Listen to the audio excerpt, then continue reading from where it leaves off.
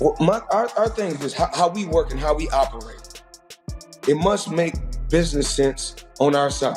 Let me get to you, because I understand that you have retired. You're 50-0. You walked away from the game. You made a lot of money, but you did make news sometime last year when people were talking about you returning. Now, you're 43 years old, okay? I want to know where your head is at as it pertains to you. Whatever reason it is that they want to see you, that reason is why you money. It's not that you just deserve the money, because it's hard to do. I have never encountered an athlete who, number one, flaunts his wealth the way Floyd flaunts his wealth, and who, number two, is so blindly full of himself to the fault of those who did pave the way. He did acknowledge that much. Once hailed as one of the greatest boxers of all time, Floyd Mayweather is now facing major challenges. The legendary fighter is at the center of a significant controversy, with allegations of fraudulent activity and reports indicating he may be nearing a serious financial crisis. I did it the hard way. You know, I'm a kid that came from poverty. I can remember being a kid living in Jersey with my mother. 7 of us living in a 1-bedroom. You know, no lights, no heat. Never cried, never complained. Just worked hard to get to where I got to in life. As Floyd Mayweather transformed from Pretty Boy Floyd into Money Mayweather, his public image changed dramatically. No longer admired solely for his defensive skills and ring mastery, he became a symbol of wealth and financial success, shifting his focus from purely pursuing boxing glory to prominently displaying his fortune as the centerpiece of his persona. Guys that never got hit. Floyd went his entire career, got hit hard like 3 or 4 times. Never. Yeah. When he fought Diego Chico Corrales, which was one of my favorite all-time fights, you know, because it was like there was nothing for Diego to hit, and then all of a sudden he just bounced in his face, bop, left hook from like 5 feet away. That's a Mayweather that I think nobody could possibly maybe beat. That was the Pretty Boy Floyd Mayweather. Pretty Boy that Floyd. was before he became... Floyd Mayweather reinvented himself as a brand, showcasing his wealth and luxurious lifestyle for the world to see. Attention shifted from his legendary defensive skills in the ring to his extravagant living, as he earned millions from every fight and cemented his status as one of the highest-earning athletes in history. And it's just complete genius. Yes. First of all, from just changing his style, right? He broke his hands a lot. So when he was younger, they called him Pretty Boy Floyd. Yeah. And then he changed his name to Money. And when he changed his name to Money, he turns heel.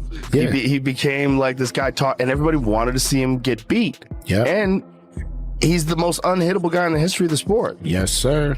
Well, it's interesting when fighters figure out ways to do that too, like what Floyd is doing. What Floyd is doing is so interesting. He retires from fighting and he says, I'll just start boxing people who have no chance. Floyd Mayweather began his career earning modest sums per fight, but his decision to operate independently transformed his earnings. Going solo allowed him to amass billions, making him one of the highest-paid athletes in the world. By stepping away from traditional promoters and carefully managing his career, Mayweather created a financial legacy that remains unmatched in sports history. Mayweather was the highest paid athlete in the world, and you won't believe why. Early in his career, Floyd partnered with a fight promoter where he was making $3 million a fight, but he wasn't satisfied. He thought he could make way more with pay-per-view and wanted out of his contract. So he bet on himself and paid his manager $750,000 to get out. And you won't believe what happened next, so drop a follow. This would prove to be a huge win for Floyd, and after going independent, he made nearly $1 billion and became the highest. Floyd Mayweather's father revealed that before Floyd amassed his fortune, their relationship was smooth and free of major conflicts. However, once substantial wealth came into the picture, tensions arose as Floyd began indulging in extravagant spending on luxury cars, real estate, and other high-end purchases. His father observed that such changes in priorities often alter people once money becomes a central focus. I've never had an argument in our life, me and him. Then we had an argument on what was the name of it? HBO. It was on HBO. Then another time we argued over by the car.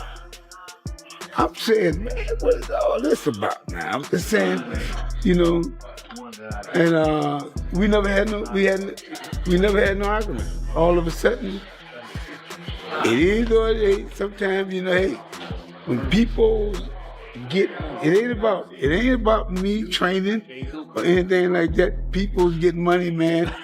Things change.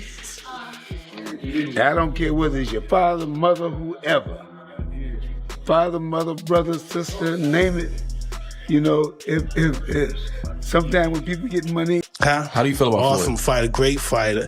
You know, he's a little too into himself. You know, he should be. I was the same way too, but you have to come to reality some way. You have to bring your head down to God. We're nothing to be fucking arrogant. You expect us to be ignorant and arrogant. Look where we came from. That's why I asked the question earlier about you mentoring fighters, because I feel like Floyd looked at you growing up like every other fighter. And the persona and the lifestyle was like, growing up in the hood, we looked at it like, that's Mike Tyson. We see the cars, the jewelry, the flair. Like you was a movie star. Floyd Mayweather's wealth grew. So did his sense of self-importance, contributing to the breakdown of several close relationships, including with lifelong friends. Mike Tyson openly criticized Mayweather's arrogance, saying there was nothing admirable about it, and stressing that he needed to stay grounded and keep his ego in check, particularly given the magnitude of his fortune. When you gonna give me the money? Because you're already invested. Right, like when you gonna give me your half of the money back. But I ain't trying to press him because he just got out of jail, right? So it's like, let him cool his heels before you. Was that in the millions? Yeah. Okay. So you sitting there big and I'm like, yo, so when, but see, the fighters are an asset in themselves. They are that talent, regardlessly. Right. You know, so I'm looking at him going, so there ain't no pressure there, but I'm saying, when is he gonna say he wants to, you know, to give me the other half of it? Why I gotta ask you for it? Right. And then when are we talking over 2 million? It's about that. Oh, okay. At that point, it was, you know, invested in. All right. So look, he goes, when he finally does bring up the actual the situation, he acted like he didn't know anything. Like, I didn't tell y'all to do that. I didn't tell you to do that. Oh, man. He said something to me one time, very simple. He said, what a prize fighter fight for? And I'm like, and he said, the prize. So it's okay for you to watch the fight. Don't nobody watch Floyd fight to see how amazing he is. They watch it for the opportunity to see him lose. Right. Because they don't like him. They don't like him because everything that he says is about money. There's nothing else. There's no values. There's no, like the people's champ, like Ali was standing for the same things. Right. The audience was standing for. You know, he doesn't have any of that. It's just money. You know what I'm saying? And that, he knows you don't like him. One of Floyd Mayweather's most notable friendships was with 50 Cent, a relationship widely discussed in the entertainment world. As Mayweather's wealth increased, tension reportedly grew between them. Cent revealed that Floyd's focus on money became back asking you for money. Nah, why would I do that? I give her a couple dollars. I take some, whatever, whenever you need some money. You feel me? But when I was legit to be able to get out the hood, that's what I did. Like, I had to learn that coming up that, like, a motherfucker will put you in a position to always need him. And, like, to the world, it might look like that's a great person. But, like, to somebody that understand, you understand, like, what Kendrick Lamar say? Nah, that's a master manipulator. Like, because if I gotta put you in a position that always need me, you always gotta, I'm gonna just give you crumbs.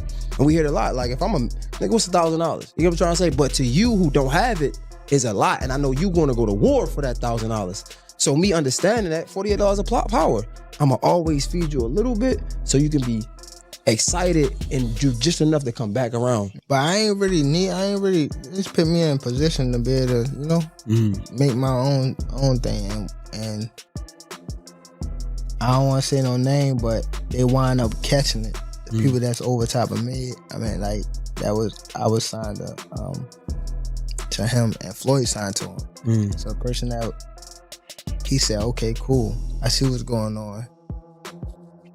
That's when you start taking over. These guys, in the history of boxing, yes, I've accomplished more than every fighter in the history of boxing. Okay, Ali. Is Ali the same fighter that got beat by a fighter with 7 fights? Leon Spinks beat Muhammad Ali when he only had 7 fights. Yes. And if we really tell the truth, And if we really tell the truth, well, that's what you're here for. You're here to tell the truth. What's the heavyweight guy that Ali fought 3 times? Ken Norton, actually. Ken Norton really beat Ali all 3 times. Go back and look at the fights. I mean, we just telling the truth. And I love Ali. One of Floyd Mayweather's promising protégés, boxer Gervonta Davis, expressed feeling taken advantage of by Mayweather. Davis explained that Floyd often placed him in situations where he had to rely heavily on him, even though Davis was earning substantial amounts from his own fights.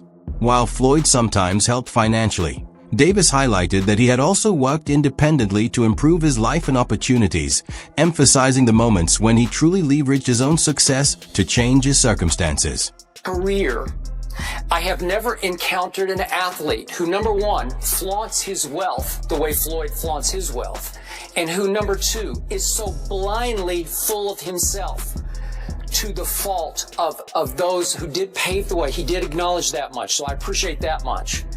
But the way he just blithely scoffed at Ali's accomplishments, it wasn't just disrespectful, Stephen A. Smith. It was flat out blasphemous. Now, to your credit, you did go back at him. You can't, okay. And to Floyd's credit, you know what? Early in Ali's career, he did get dropped. Not by Bert Cooper, by Henry Cooper in London. He fought him twice in London. And he did get dropped, and he got right back up. And all these things that he has, like he'll lay out watches in a hotel bed. Like this is $1 million worth of watches. This watch goes for $2 million. And my most expensive watch that I currently own is $18 million. One watch. And so you hate him. People hate him. He creates envy. Yes. Yeah, it creates envy, and you want him to lose. Overwhelming, and that he had never asked for Cent's help, despite their long-standing bond. This strain was largely attributed to Floyd prioritizing wealth over his legacy and the people who had supported him from the beginning.